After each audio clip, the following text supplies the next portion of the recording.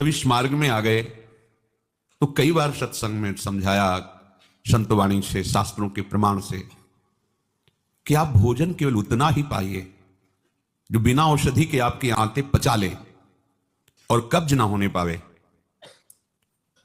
यदि आप रसेंद्री के स्वाद के वशीभूत होकर के प्रसाद खूब ग्रहण कर लिए, वातों की सामर्थ्य नहीं है क्योंकि आप क्रियारत नहीं हैं।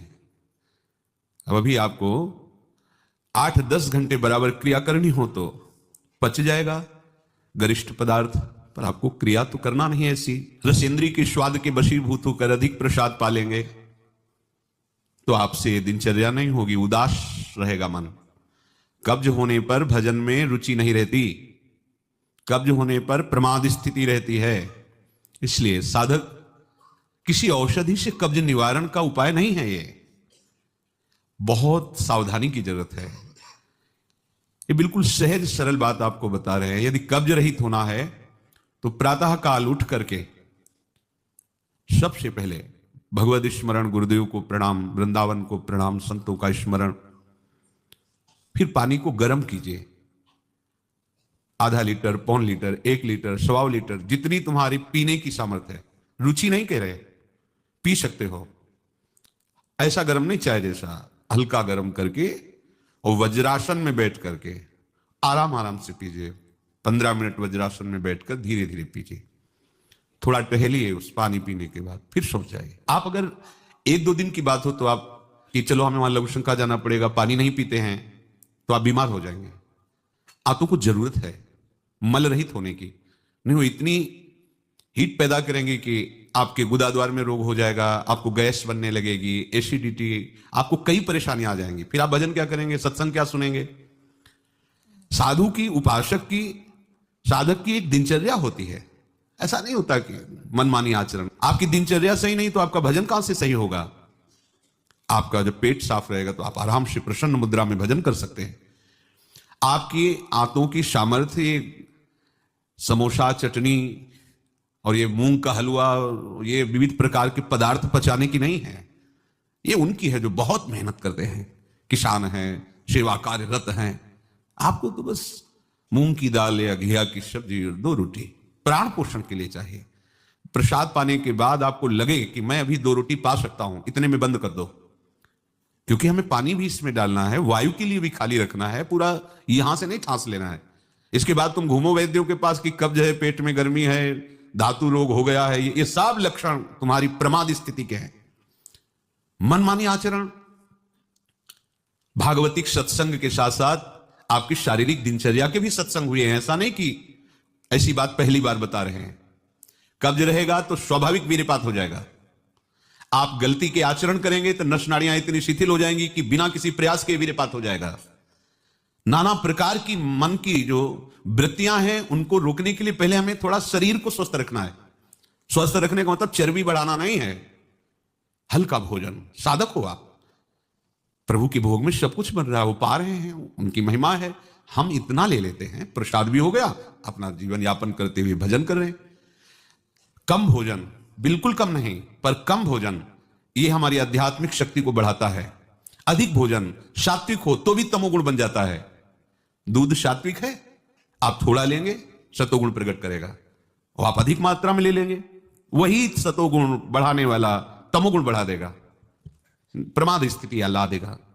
पेट साफ नहीं हुआ और डालते चले जा रहे हो तो क्या होगा? हाथों में वो जलन, ताप ऐसा पैदा होगा कि प्लास्टिक की तरह खड़ा हो जाएगा मल, और वही आपके फिर गुदाद्वार रोग और भी कई तरह के रोग। आप समझते नहीं। अरे भजन करने के लिए हमें जो अध्यात्म में चलना है, हमारी ये शरीर रूपी गाड़ी स्वस्थ होनी चाहिए।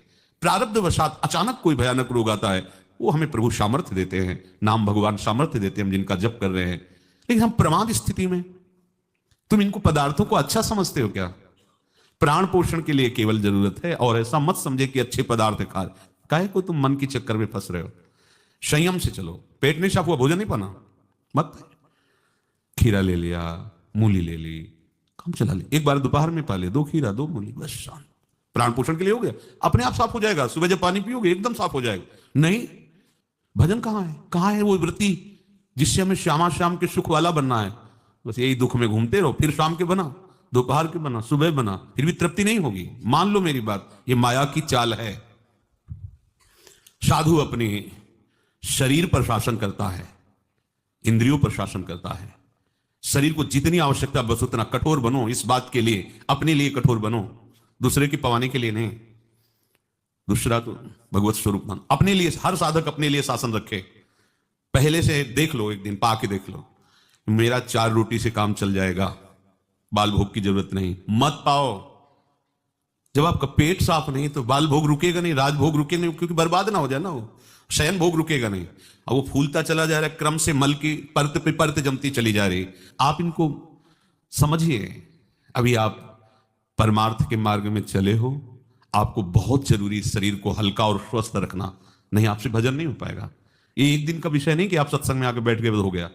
आपको नित्य सत्संग करना है, आपको नित्य वाणी पाठ करना है, आपको नित्य भजन करना है। आपकी दिनचर्या, आपका खान पान बिल्कुल संयमित होना चाहिए। देखो, यदि आप गंदी बातें करोगे, गंदी हरकतें करोगे, तो विश्व में कोई ऐसा वैद्य नहीं कि आपको ब्रह्मचारी दवा से बना दे। मान लीजिए, हमारी प्रार्थना मान लीजिए, यदि आपने अंगों को छेड़ा नहीं है तो लिख लो, आपका ब्रह्मचर्य क्षीण नहीं हो सकता। मानसिक चिंतन गंदा, प्रक्रियाएं आपकी गंदी, खान पान आपका ठीक नहीं, तो एक रोक के आप देखते जाना, आपको भजन में रुचि क्या, शरीर को नहीं संभाल पाओगे। मान जाओ मेरी बात।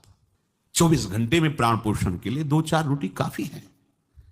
अरे संतों ने तो कई कई दिन भोजन नहीं मिला है, भजन एक तार चला है। आप भजन के लिए आए, भोजन बट वो क्या भाई, भोजन के लिए थोड़ी आप आए हो, भजन के लिए। सृष्टि में किसी भी पदार्थ की कमी नहीं, माया रचित है, वो ऐसे बढ़ते चले जाएंगे। अपने को एक सीमा रखनी खान पान की। एक नए साधक को देखा कि भोजन पाने के समय एक रस्सी में गांठ बांधे हुए थे, इधर और इधर, और जब उसी गांठ से गांठ ऐसे फिट करके बांध लिया भोजन पाने के पहले, बस जहां पाए तो रस्सी टाइट, जहां रस्सी टाइट हुई तो बस छोड़ दिया, भोजन में ही छोड़ दिया। ऐसे फिर कोई कितना भी प्रयास करो नहीं पाते थे। ये बाहर है, आंतरिक जितेंद्रियता की बात नहीं, इसकी जरूरत नहीं रस्सी की पेट में बांधने की, पर अच्छा लगा। प्रारंभिक स्थिति में ठीक है कि हाँ जहां टाइट होगा तुमको मतलब बंद कर देंगे, तो उससे पहले ही देख लो कि हमें इतना पाना। ये जहर है और ये जीवन है, दोनों बात समझो। अधिक पौष्टिक पदार्थ आपको ब्रह्मचर्य नहीं रहने देगा। अधिक पौष्टिक पदार्थ आपकी आंतें खराब हो जाएंगी, पच नहीं पाएगा, क्योंकि आपसे सेवा नहीं होती। अगर 8-10 घंटे पसीना वाली सेवा हो कि फावड़ा चल रहा है, आप हल जोत रहे हैं, बड़ी मेहनत कर रहे हैं, दौड़ भाग हो रही, चलता रहेगा, आप आइए पच जाएगा। अब आपको सेवाएं हैं नहीं, आप मनमानी रसेंद्री की तृप्ति के लिए, ये शरीर तो पंच भौतिक ही है ना। उचित आहार कितनी बार समझाएं। जैसे भोजन आवश्यक है वैसे ही जल आवश्यक है, उतना वायु। ये पेट बना हुआ एक थैली है, तुम नहीं हो पेट, तुम नहीं हो रसेंद्री, तुम नहीं हो भोक्ता। काहे को मूर्खतावश ये जो शरीर रूपी गाड़ी मिली इसको नष्ट कर रहे हो और अपनी यात्रा को रोक रहे हो। इसका एक सिद्धांत है, एक हिस्सा अन्न, एक हिस्सा पानी और आधा हिस्सा वायु के लिए रहने दीजिए। ऐसे रखा जाता है, तभी आप देखना ऊर्जा शक्ति आपकी बढ़ेगी, भजन की वृत्ति बनेगी आपकी। अब यहां चारों हिस्सा में अन्न भरा हुआ है और ऊपर से पानी, रुचि नहीं है पीने की, क्योंकि अंदर ऐसा जहर बनता चला जा रहा है। जल जब जाता है तो लघुशंका के द्वारा बहुत से ऐसे पदार्थ है जो हमारे शरीर को हानि करने वाले हैं, उनको निकालता है जल। मल की आंतों में जाकर मलाशय में वो मल को गीला करके निकालने की चेष्टा करता है। अब हम भजन को तो देख नहीं रहे हो, भोजन को देख रहे हैं। इस समय ये प्रार्थना मान लीजिए, आपका जीवन स्वस्थ होना चाहिए। अचानक कोई असाध्य रोग आता है तो भगवान सामर्थ्य देते हैं, पर आप खुद अपना नाश कर रहे हैं। अधिक भोजन करने वाला, स्थूल प्राण वाला, चंचल मन वाला कभी भजन में नहीं रुचि हो सकती। सूक्ष्म भोजन वाला, सूक्ष्म प्राण वाला, सूक्ष्म मन वाला भजन करता है। मान लीजिए आप लोग पता नहीं इतने भोजन के पीछे क्यों पड़े। आपके पेट में कब्ज 2 दिन उपवास रहे, नहीं पाना है भाई, नहीं जगह है, पानी पानी अपने आप साफ हो जाएगा। नहीं, भोजन 3 टाइम डालना है। ऐसी कोई औषधि बनी है क्या कि आपको पथ्य करते रहो, मनमानी आचरण करते रहो, आप ठीक हो जाओ? अगर बाई चांस किसी को ऐसा कब्ज है तो बताया है आपको, इस वर्षों सेवन की हुई औषधि, जब कभी ऐसा लगा तो छोटी हर 1 चम्मच और 1 चम्मच इसबगोल की भूसी उसमें मिला लीजिए। शाम के 200 ग्राम 250 ग्राम गुनगुना दूध से ले लीजिए। ये ऐसी है कि आपको बार बार परेशान नहीं करेगी, पर ये धीरे से आपके कब्ज को, क्रम को नष्ट कर देगी। जो अंदर बना हुआ कब्ज है वो धीरे धीरे कई दिनों तक बराबर लेते रहिए। पकवान, गरिष्ठ पदार्थ ये उपासक के लिए वैसे ही अनुकूल नहीं, भले कब्ज ना होती तो भी अनुकूल नहीं। आप मूंग का हलवा पाएंगे, आप बादाम पिस्ता पड़े हुए पदार्थ पाएंगे, आप भजन करेंगे कैसे? मतलब क्या केवल रसेंद्री की तृप्ति ही हमारा उद्देश्य है क्या? कैसे तुम्हें ये बात अच्छी लगती है कि हमें पदार्थ भर पेट पाने,